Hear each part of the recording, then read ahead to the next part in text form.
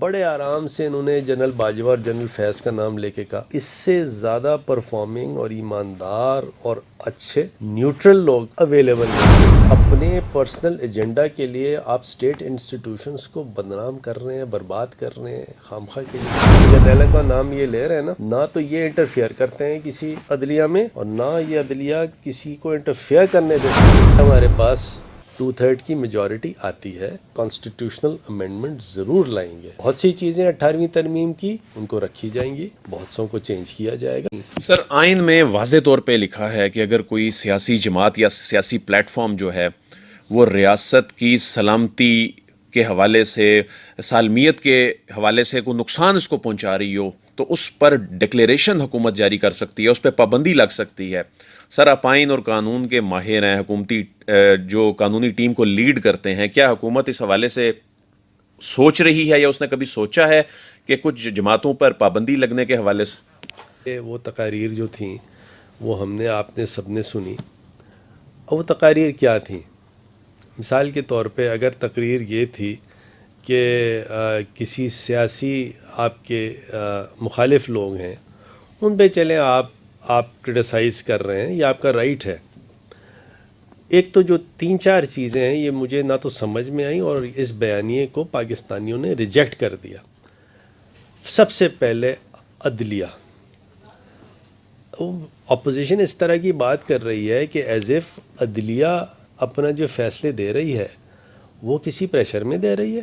یہ تو اس سے زیادہ نان سینسیکل بات تو ہے ہی نہیں۔ دیکھیں، یہ ماشاء اللہ کی عدلیہ نہیں ہے، یہ میں آپ کو ذمہ داری سے بتاؤں، یہ جو چیف جسٹس گلزار احمد صاحب ہیں یا جو ان کے رفقا جج ہیں، میں صرف ایک جج کا نام لیتا ہوں اور کسی کا نہیں لے رہا کیونکہ وہ چیف جسٹس ہیں، ان کو پتہ ہی نہیں کہ وہ شخص جو ہے کتنا نیوٹرل آدمی ہے، کتنا ایماندار آدمی ہے، کسی قسم کی نہ انٹرفیئرنس برداشت کرتا ہے وہ شخص، نہ کوئی کرپشن برداشت کرتا ہے اپنی صفوں میں۔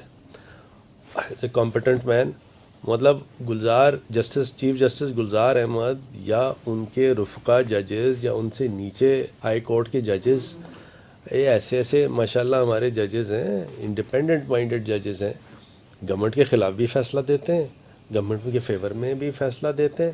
فیور اور خلاف نہیں ہوتا، میرٹ، کیس کی میرٹ ہوتی ہے۔ مثال کے طور پہ اگر پاناما کیس تھا تو پاناما کیس کی کمپلینٹ، یعنی ان ادر ورڈز اس کی انویسٹیگیشن جو تھی وہ کیسے ہوئی؟ وہ تو ایک انٹرنیشنل آرگنائزیشن تھی جو جرنلسٹ کی آپ کی باڈی تھی، اس نے یہ لیک کیا سارا کا سارا، اور پھر یہ ساری کی ساری کیس چلا اور اس کا تدارک ہوا، اور اس وقت تو پی ایم ایل این کی گورنمنٹ تھی۔ یا یہ جو فیک اکاؤنٹ کیسز ہیں پیپلز پارٹی کے، تو وہ فیک اکاؤنٹ کیسز جو ہیں وہ بھی عدالت کی طرف سے ڈائریکشن تھا، اس وقت ثاقب نثار صاحب چیف جسٹس تھے۔ تو یہ کہنا کہ عدالت پر الزام دینا تو بالکل ہی وکلا اس کو ریجیکٹ کرتے ہیں، گورنمنٹ ریجیکٹ کرتی ہے، لا منسٹری میں تو بہت سخت اس پہ میرا رد عمل ہے، ریزینٹمنٹ ہے، کیونکہ ان کو پتہ ہی نہیں ہے کہ یہ کتنے باضمیر ججز ہیں۔ اب دوسری طرف آئیں، بڑے آرام سے انہوں نے جنرل باجوہ اور جنرل فیض کا نام لے کے کہا، مطلب اس سے زیادہ پرفارمنگ اور ایماندار اور اچھے نیوٹرل لوگ اویلیبل نہیں ہیں۔ پہلے تو یہ کہا جاتا تھا نا کہ جی ماشاء اللہ لگا دیا، یہ کہاں، کوئی ایسی چیز نہیں ہے، دور دور ایسی کوئی چیز نہیں ہے۔ اور میں آپ کو بتا دوں کہ اپ رائٹ لوگ ہیں، یہ اسٹیٹ انسٹیٹیوشنز ہیں، یہ پاکستان کی آرمی نہیں ہونا، پاکستان کی عدلیہ نہیں ہو، تو یہ آپ سوچ سکتے ہیں کہ کیا ہو۔ اور دس از ویری انفارچونیٹ کہ اپنے پرسنل ایجنڈا کے لیے آپ اسٹیٹ انسٹیٹیوشنز کو بدنام کر رہے ہیں، برباد کر رہے ہیں خامخواہ کے لیے۔ لیکن آئین اور قانون میں تو سر اس کا حل بتایا ہوا ہے، لیکن آپ تو درگزر سے پھر کام لے رہے ہیں۔ نہیں، میں نہیں، دیکھیں میرا ڈیسیجن نہیں ہے، جو اس کا ڈیسیجن جو ہے وہ فیڈرل گورنمنٹ کا ہے، کیبنٹ کا ہے، اور پھر وہ سپریم کورٹ میں جاتا ہے۔ جو آرٹیکل 17(4) ہے غالباً اس کے اندر یہی ہے کہ اگر تو میرے خیال میں الیکشن کمیشن یا فیڈرل کیبنٹ اس قسم کا کوئی فیصلہ کرتی ہے تو وہ الٹیمیٹلی وہ ریفرنس بنے گا اور سپریم کورٹ کے پاس جائے گا، اور سپریم کورٹ پھر ڈیسائیڈ کرے گی۔ نہیں، ابھی تک تو گورنمنٹ میں میرے سامنے تو ایسا کوئی ڈسکشن نہیں ہوا۔ نہ عمران خان نے مجھے کوئی اس قسم کا ٹاسک دیا ہے، نہ میرے سامنے کسی اور کو اس قسم کا ٹاسک دیا ہے کہ فلانی جماعت کو بین کر دیں یا سر بین. احتساب عدالتیں بننے کا عمل پہلا فیز شروع بھی میں ہو گیا. آپ کو عدیل ایک بات پوچھوں آپ سے. جی پلیز. ان کیسز میں نواز شریف صاحب کو بیل بھی ہوئی، زرداری صاحب کو بھی بیل ہوئی، اور پی ایم ایل این کے اور پیپلز پارٹی کے اور لوگوں کو بھی بیل ہوئی. ٹھیک، بعض جگہ ایکویٹل بھی ہوا. تو اس وقت پھر یہ ایکسپلینیشن پھر کیسے دیں گے کہ عدلیہ جو ہے اس نے گورنمنٹ کے کہنے پہ کیس جو ہے الٹا کر دیا اور جنرل باجوہ اور جنرل فیض نے یہ کروا دیا. تو یعنی جب آپ کے فیور میں کوئی فیصلہ ہو تو جی ٹھیک ہے، میرٹ پہ ہمارا کیس اچھا تھا، خلاف ہو تو عدلیہ نے پریشر میں فیصلہ دے دیا اور جنرل فیض اور جنرل باجوہ نے کروا دیا. اس سے زیادہ لغو بات نہیں ہے کوئی. صحیح. اچھا سر یہ بتائیے کہ یعنی ان کو سسٹم یا تو پتہ نہیں، لیکن پاکستانیوں کو پتہ ہے. دیکھیں عدلیہ نہ تو یہ جو جن جرنیلوں کا نام یہ لے رہے ہیں نا، نہ تو یہ انٹرفیئر کرتے ہیں کسی عدلیہ میں، اور نہ یہ عدلیہ کسی کو انٹرفیئر کرنے دیتی ہے. چاہے سپریم کورٹ ہو، ہائی کورٹ ہو، کوئی عدالت. اچھا ماضی میں جو کچھ ہوتا رہا اب ایسا نہیں ہوتا. نہ دیکھیں جنرل ضیاء کا جب ٹائم تھا ڈفرینٹ ٹائم تھا. صحیح. نواز شریف صاحب اس وقت جنرل ضیاء، جنرل جیلانی، ان کے سارا وہی ان کو لے کے آئے. اور مجھے یاد پڑتا ہے کہ جب جنیجو صاحب کا یہ تو گاڑی چلا کے لے کے گئے تھے جنیجو صاحب کو، بٹ دین وہ پھر چیف منسٹر بن کے آئے. اور اسی طرح بھٹو صاحب اچھے آدمی تھے. ایوب خان کی نرسری میں انہوں نے اپنا سارا کام سٹارٹ کیا. 1958 میں جب وہ کامرس کے منسٹر بنے تو اس وقت کس کی حکومت تھی؟ اور اس کے بعد کس کی ایوب خان کے دور میں فارن منسٹر رہے، کیا کچھ رہے. تو یہ ریالٹی دیکھنی چاہیے پاکستانیوں کو. ابھی میں as a citizen of Pakistan آپ سے بات کر رہا ہوں کہ یہ بہت ہی غلط ہے، کیونکہ میں نے دیکھا پیپلز پارٹی کی لیڈرشپ ہے وہ بھی یہی بات کرتی ہے، پی ایم ایل این ہے وہ بھی یہی بات کرتی ہے. اور دیکھیے یہ ملک آپ کا ہے، ہم سب کا یہ ملک ہے، اور یہ اسٹیٹ انسٹیٹیوشنز اگر اسٹرانگ ہوں گے ہمارا آپ کا فائدہ ہے. سر احتساب عدالتوں کے قیام کے حوالے سے پہلا فیز جو ہے آپ نے اس پہ پیش رفت کر دی ہے، کیا سٹیٹس ہے سر اس پہ؟ اور یہ ہوگا کیا سر احتساب عدالتیں جب بن جائیں گی، یہ درجنوں احتساب عدالتیں بن جائیں گی تو کیا یہ کیسز ایکسپیڈائٹ ہو جائیں گے سر؟ جی ہاں بالکل ہوں گے، کیونکہ ایک تو سپریم کورٹ کے چیف جسٹس جناب جسٹس گلزار احمد صاحب نے ایک آرڈر دیا ہے کہ ڈے ٹو ڈے اس کی کارروائی ہو. اور جب سے انہوں نے آرڈر دیا ہے تو سمجھیے کہ احتساب عدالتیں بڑی تیزی سے چل رہی ہیں. دیکھیں عدالتیں جو ہیں نا وہ they function under the supreme court and the high courts.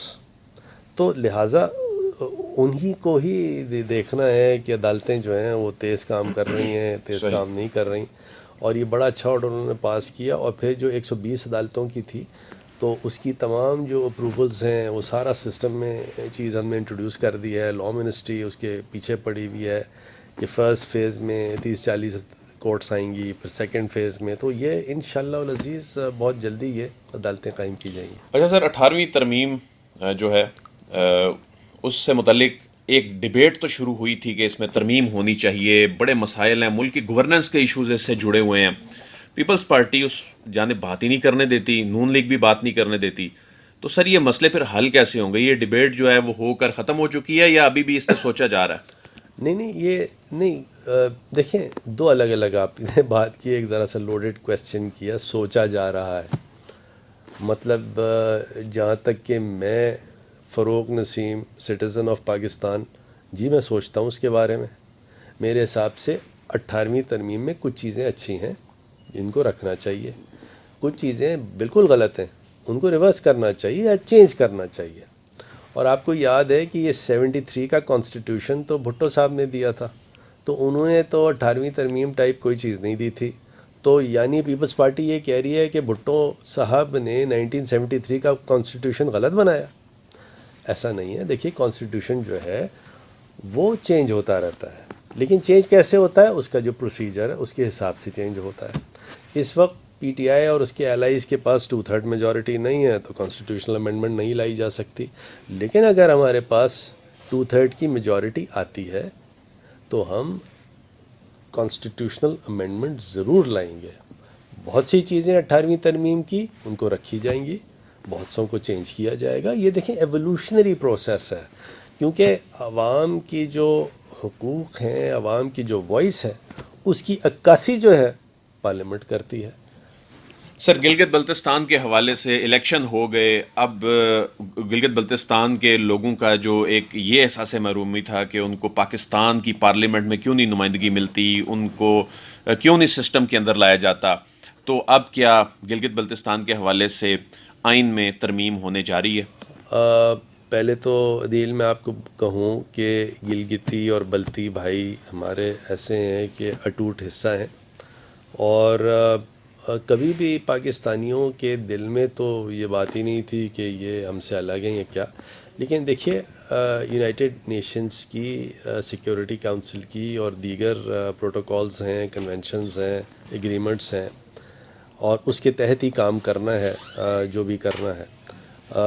تو لہٰذا جو گلگت بلتستان کے لوگوں سے پرومس تھا وہ اس کو پورا کیا جائے گا کہ provisional provincial status but subject to the resolution by the United Nations, وہ اس طرح کی اس میں پوری عبارت رکھی جائے گی جس سے کسی طرح بھی ہمارا جو کشمیر کاز ہے وہ بھی افیکٹ نہیں ہوتا، اور ساتھ ساتھ یہ بھی آپ سمجھیے کہ گلگت اور بلتستان کا بھی مسئلہ سالو ہوتا ہے، یعنی killing 2 birds with 1 stone. تو سر، پیپلز پارٹی اور نون لیگ اس حوالے سے ایک پیج پہ آ جائیں گی سر؟ دیکھیں، مجھے نہیں پتہ، مجھے اگر پرائم منسٹر صاحب کہیں گے تو میں دونوں پارٹیوں سے اس پہ ڈسکشن کروں گا، نہیں کہیں گے تو نہیں ڈسکشن کروں گا. لیکن اگین یہ اگر گلگت بلتستان میں جو الیکشنز ہوئے ہیں، اب جو یہاں ان کی جو اسمبلی آئی ہے اس کا اگر کوئی ریزولوشن آتا ہے، کچھ آتا ہے، فیڈرل گورنمنٹ تو بڑی اس میں کلیئرٹی ہے اس کو کہ اس نے یہ چیز کرنی ہے، جس طرح میں نے آپ کو ایکسپلین کی. بہت بہت شکریہ. وزیر قانون فروغ نسیم صاحب ہمارے ساتھ موجود تھے اور اس وقت اہم ملکی ایشوز اور لیجسلیشن کے حوالے سے انہوں نے اہم معلومات دیں، تفصیلی بات چیت کی. بہت بہت شکریہ فروغ نسیم صاحب. عدیل وڑائچ کو اجازت دیجیے، آپ سے پھر ملاقات ہوگی. اللہ حافظ.